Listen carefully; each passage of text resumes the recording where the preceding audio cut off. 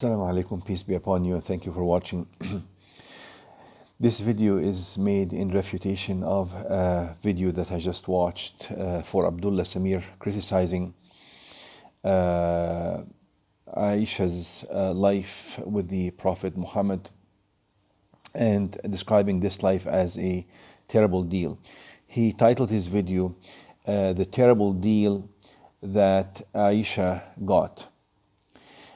Before I delve into this video and refute his claims, I'm just so amazed and surprised why such people like Abdullah Samir, David Wood, apostate prophet have nothing better in life but to attack and criticize Prophet Muhammad's personal life and the personal life of his wives. This is a way to deviate the people from the real message of Islam that has brought so many blessings and goodness to billions of people since the coming of this message more than 1400 years ago. This message of Islam is the message that has elevated and given the rights to women in Arabia and in all of the world. It is a message that fought against multiple social injustices and ailments such as female infanticide, the use of intoxicants, prostitution, immorality, injustice. This is a message of Islam that brings goodness and blessings to people's lives and rids people's lives from evil, from corruption, from misery. This is a message that connects people with their Lord and offers so much tranquility and spirituality and happiness and has offered and given happiness to billions of people since its coming. Why do you guys insist on diverting the people from examining this message and considering it to talking about trivial issues and petty issues relating to the most specific details of the personal life and personal choices of the Prophet Muhammad and the personal choices of his wives and his companions? It is just so amazing how sick some people can be to consume their life with the personal life of somebody else who lived in the 7th century, more than 1400 years ago. Anyhow, so Abdullah Samir labels or titles his video as the terrible deal that Aisha got. And he neglects to mention the multiple narrations by Aisha herself where she describes her life in multiple ways, how happy it was and how blessed she was and how much she loved the Prophet Muhammad, and that this marriage was the best thing that has happened to her in her life, and that she was the most beloved of his wives, and that she was happy that he died in her arms, on her chest, and that her saliva was the last saliva to mix with his saliva when she chewed this toothbrush for him to make it soft for him so that he can brush his teeth as he was dying in her lap and on her chest. Why don't you mention all these romantic moments that Aisha described and the happy moments that she described about her life with the Prophet Muhammad? Why do you always try to speak on behalf of Aisha and not allow her to speak for herself? I will include another video following this one where I will make another video following this one where I will include and mention multiple reports, historical reports by Aisha herself describing the beautiful and blessed life that she had with the Prophet Muhammad. Anyhow, the points that Abdullah Samir was making included, number one, he said this was a polygamous marriage where Aisha had to compete with 8 other women on one man. Yes, it was a polygamous marriage. We don't deny that. And this is not the only polygamous marriage in history. If you read, you will find that a large portion of the marriages throughout history have been polygamous marriages. Yes, and one of the downsides of a polygamous marriage is this jealousy, but it is a woman's choice whether she would want to continue in such a marriage or not to continue with such a marriage. Sometimes when the husband is such a noble person, that many women would want to be attached to him and be married to him. Yes, Prophet Muhammad, many, probably hundreds of women wanted to marry him, but he only selected a few. And I will mention this in other videos, the narrations that show the multiple times that the Prophet Muhammad rejected marriage offers made to him. Abdullah Samir, due to his ignorance, says she had to compete with 8 other wives. Actually, at one point, Prophet Muhammad had 11 wives. This is nothing that we are ashamed of mentioning. So yes, at one point she had to compete with 11 wives. And he says that she only had the chance to have a sexual relationship with her husband once every 9 days.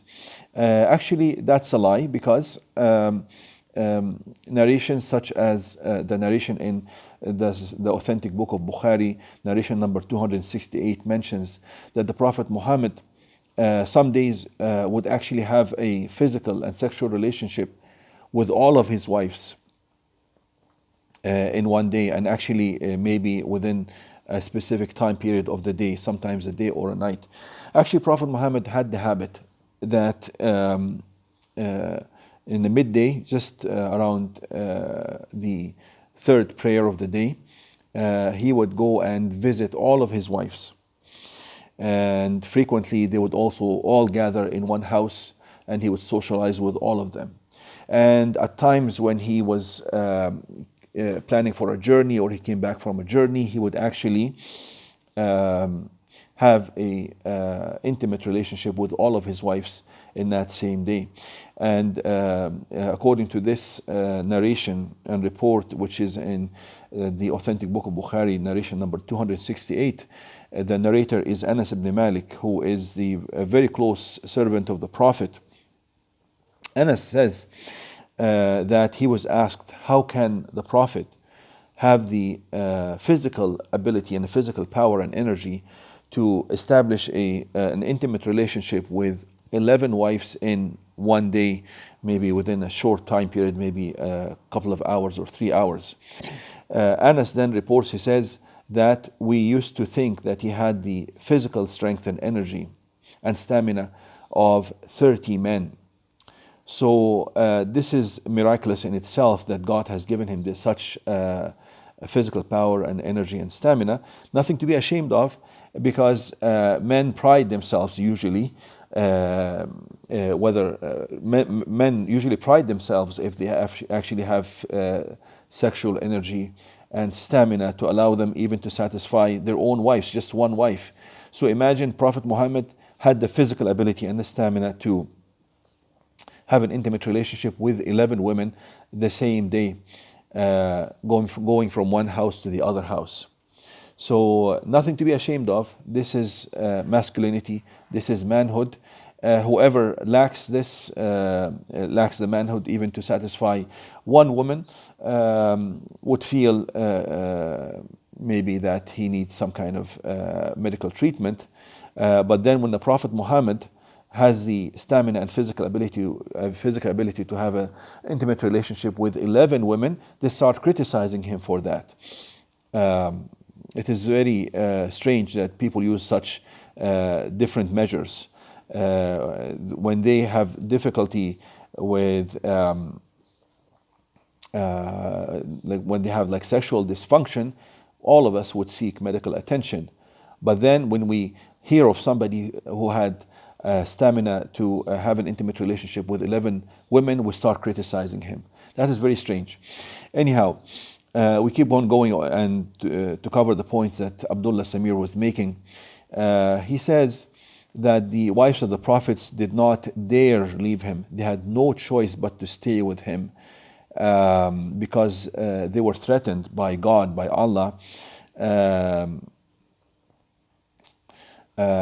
if they would leave him. I don't know where he got that from, because then he recites verses from chapter 33 of the Quran, and those are the verses 28 to 31.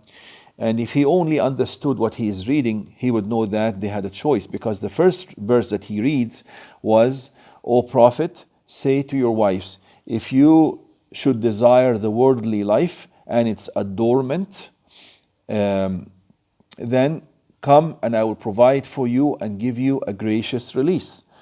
So I don't know what Abdullah Samir is talking about when he reads out this verse and says that the Prophet's wives had no choice but to stay with him. If the verse itself reads that God is telling the Prophet to tell his wives, if they choose this worldly life, because the life of the Prophet Muhammad needed lots of sacrifice. Just like you said, it was a polygamous marriage, but he was the most noble person, and so many women wanted to be his wives, and any woman who was chosen by him to be his wife felt so lucky and so blessed.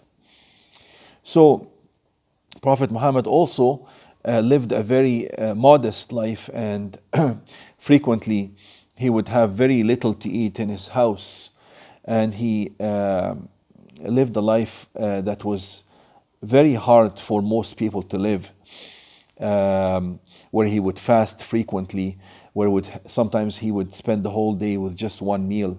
Sometimes his wife said that they would spend 2 months in a row and they have not had anything to cook in their house, and they would only live on dates and water. Yes, it is a very harsh and hard life. It is a life of piety that he lived. So God told the Prophet and commanded him to offer these wives, whether they wanted to continue with this harsh life or they wanted the luxuries and the pleasures of this worldly life. If they wanted that, then God commanded him to divorce them in a kind way, in a gracious way, and give them a gracious release, as the verse reads. So Abdullah Samir, don't you understand what you're reading? The verse says here that they were offered whether to stay or to leave. And then the verse reads, "But if you should desire Allah and His Messenger and the home of the hereafter," meaning that you give up some of your desires and luxuries of this life to have a bigger reward in the hereafter, "then indeed Allah has prepared for the doers of good among you a great reward." And then the verses read, "O wives of the Prophet, whoever of you should commit a clear immorality, for her the punishment would be doubled twofold, and ever is that for Allah easy." So this is a threat that Abdullah Samir is talking about. He says that God threatened them. God did not threaten them if they were to leave the Prophet Muhammad. No. The threat here, if you understand it right, is that they are an example for the people. They are the wives of the Prophet, the most noble man who ever lived. So they had to be exemplary in their behavior, and they had to observe more than other regular women had to observe with regards to morality. So yes, the threat is that if you are the wives of the Prophet and you commit an immorality, the punishment in the hereafter is doubled. So this is not a threat for them to stay. Actually, it would be a threat that would motivate some of them to actually leave this life, because if they stay in this life and they choose to stay in it and then they commit an immorality, then they are exposing themselves for double the punishment in the hereafter. So please, Abdullah Samir, understand what you're reading. This is you are reading some verses that any child would understand if they just read the words and understand English. It says that they were given the choice whether to stay with the Prophet or to choose this worldly life, because the life of the Prophet needed lots of sacrifice. And yes, there's a threat from God because of their status and the status of the Prophet and the status of this blessed household, that they had to be at the highest standards of morality. And if they commit a clear immorality, such as adultery, God forbid, and that has never, of course, happened. God forbid, if they commit such a sin, yes, the punishment is doubled. So any woman would think to herself, do I really want to stay in this life where I would expose myself to double the punishment from God if I commit an immorality? Would I want to stay in this life where I would have to sacrifice lots of the luxuries of this life? Actually, such verses would drive many women to leave this life, especially that they are given a choice in the first verse that I read to you. And then it says, and whoever of you devoutly obeys Allah and His Messenger and does righteousness, we will give her her reward twice. So why did you fail to mention to your viewers this verse here, which shows that, yes, they get double the reward if they are righteous, just like they get double the punishment in the hereafter if they commit a clear immorality. But Abdullah Samir specifically cherry picks the verse that talks about the threat, and he misinterprets that verse. He said that they were threatened by God not to leave the life of the Prophet Muhammad, which is a lie. Anybody who reads these verses would not understand them in that way. And as I mentioned, he deliberately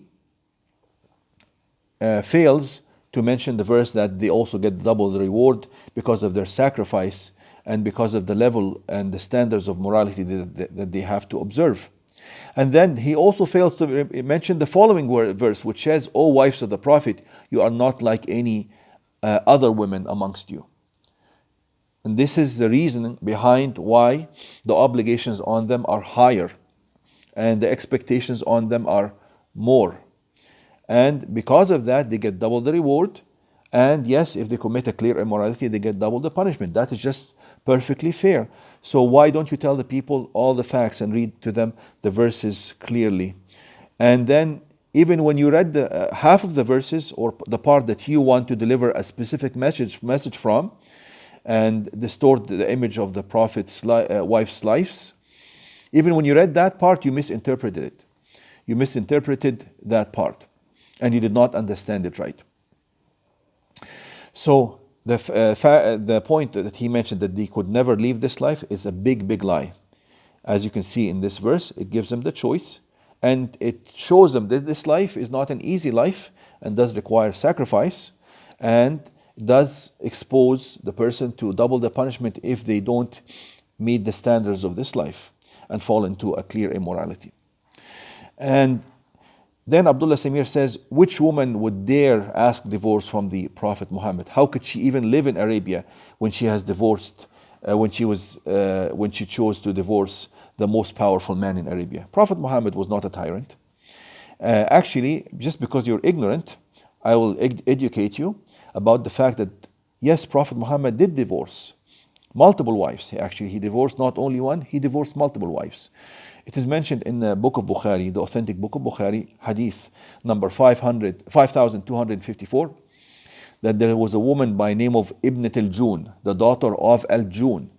She was divorced by the Prophet because after he married her, the night that he wanted to consummate the marriage, she asked him for divorce. So he graciously divorced her and he sent gifts with her.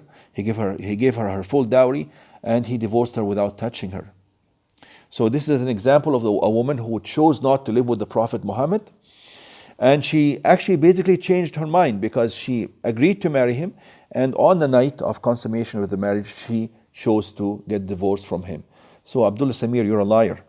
You are saying that no woman would dare ask for divorce from the Prophet Muhammad. And here is a clear example in an authentic report in Sahih al-Bukhari showing that this woman asked for divorce and she was granted divorce immediately, very graciously, and Prophet Muhammad gave her her full dowry. And even the verse that you read, you misunderstood it and you misinterpreted the verse and you said that the verse does not give them a choice, it threatens them. It actually does, the verse does the exact opposite. It gives them the choice to leave this life because this life, not anybody can withstand its requirements. Another woman who was divorced by the Prophet Muhammad, her name was Fatima bint al-Dahhak, Fatima the daughter of Dahhak, and her hadith is narrated by Zayd ibn Ka'b in Musnad Imam Ahmad. Another woman who was divorced by Prophet Muhammad, Her name was Al-Aliyah bint Dhabiyan, Aliyah, the daughter of Dhabiyan. And another woman, her name was Umayma bint Shurahil, and her hadith is also in the authentic book of Bukhari. So please educate yourself, Abdullah Samir.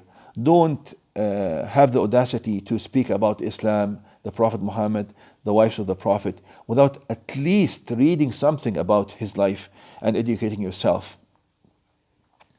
Even Hafsa, the daughter of Umar ibn Khattab, was divorced by the Prophet Muhammad.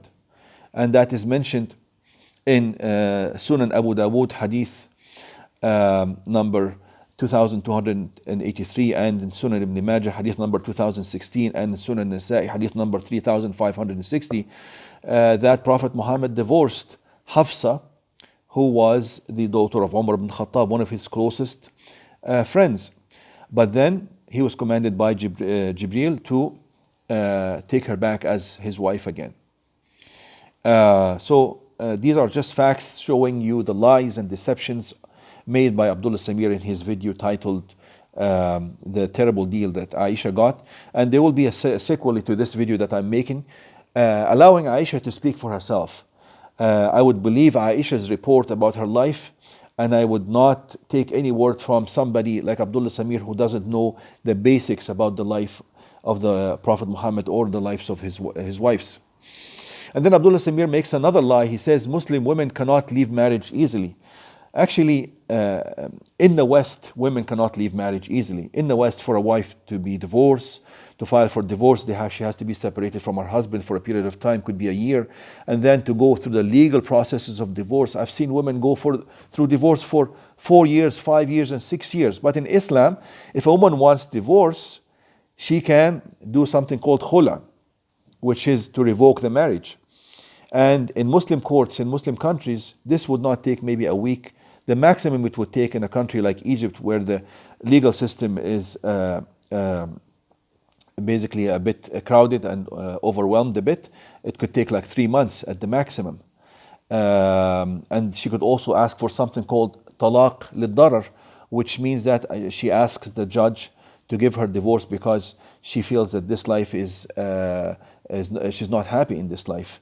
So yes, men can divorce by saying the word talaq, by saying the word divorce, but a woman can also get herself divorced through 2 ways, something called khula and something called talaq lid-darar, to ask for divorce because she's not happy in this life. She feels that this life is harmful to her psychologically or physically or so on. So please don't lie to your viewers and say that it is difficult for Muslim women to get divorced. Actually, the easiest divorce for any woman on earth would be the Muslim woman. But if you go to any other legal system throughout the world, you will find that divorce takes years and has so much financial repercussions, where both husband and wife have to pay thousands of dollars to lawyers, and sometimes the woman has to support the husband financially if they get divorced, or he takes part of her wealth if she was richer than him.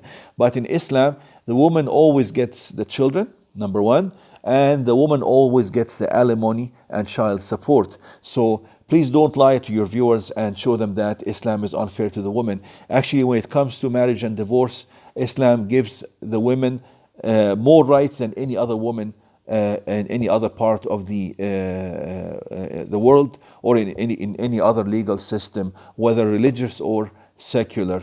So please stop lying, Abdullah Samir. Educate yourself before you speak about Islam and its rules. Also, he says that Prophet Muhammad was a very jealous man, and that he felt insecure. Prophet Muhammad was a jealous man, that is true. And that is a noble character in a man, to be jealous about his wife and to be protective of his wife.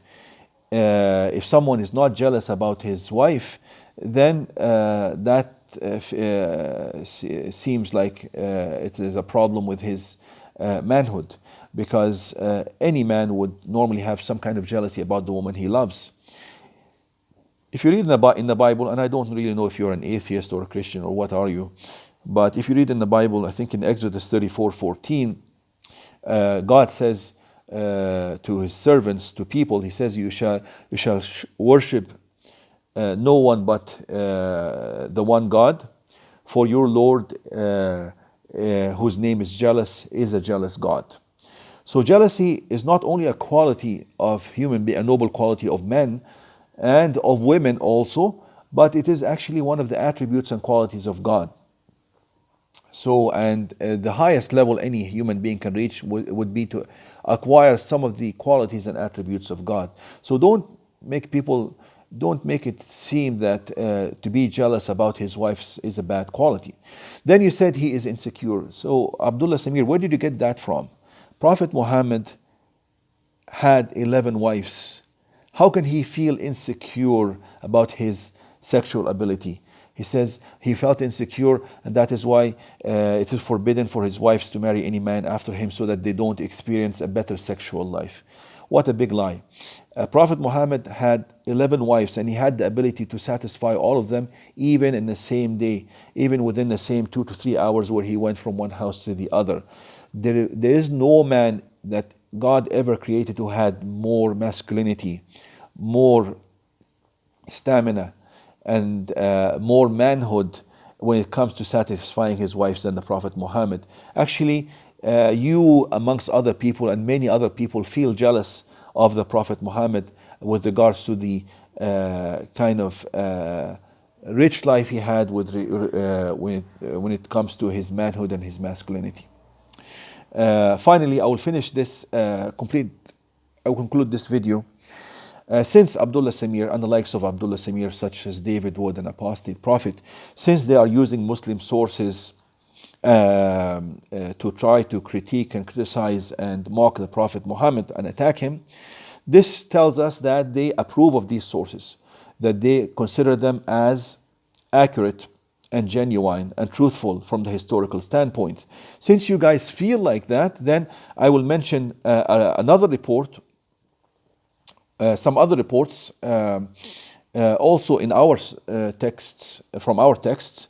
Since you guys believe in our text to be historically reliable, let me mention this report to you. Jabir ibn Abdullah, Jabir, the son of Abdullah, narrates that the people became very thirsty on the day of Hudaybiyah. Then he says there was a small pot containing some water in front of the Prophet, peace be upon him. And he found the people rushing towards him as he finished performing his ritual ablution using it.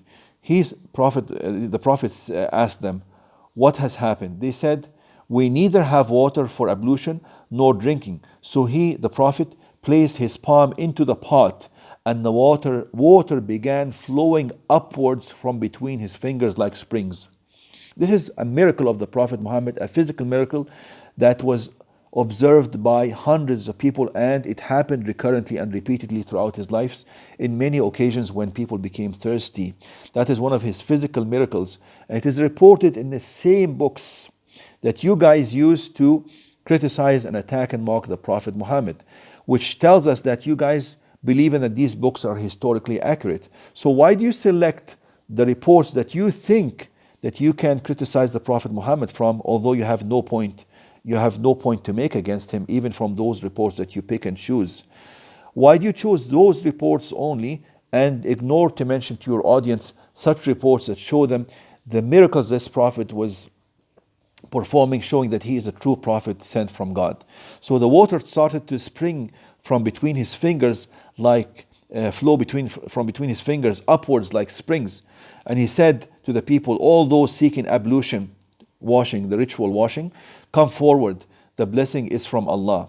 Jabir then said, "We all drank and performed ablution from that pot, and I did not care how much I drank because I knew it was blessed." One narrator asked Jabir, "How many were you?" He said, "Even if we had been hundreds of thousands, it would have been sufficient for us. But we were 1,500. This is in the same book of Bukhari that you guys quote from. This is mentioned in hadith number 3,576, hadith number 4,152, hadith number 5,639. So why don't you mention to your viewers and your audience such narrations and historical reports from the same books that you try to pick those narrations that you think you can use to attack the Prophet Muhammad. But as I showed you, you always misinterpret these narrations, and you deceive your viewers by giving the wrong interpretation. And because most of the times you guys don't even understand what you're reading when you come to these reports. This is also reported by Anas ibn Malik in a different incident, that the water started flowing from between the fingers of the Prophet like springs. This is mentioned in also the authentic book of Bukhari, hadith number 3572, 3573, 3574. This was also the same kind of miracle happened recurrently from the Prophet. This was also reported by Ibn Mas'ud, also in the book of Bukhari, hadith number 3579, and in the Sunan al-Tirmidhi, hadith number 3633.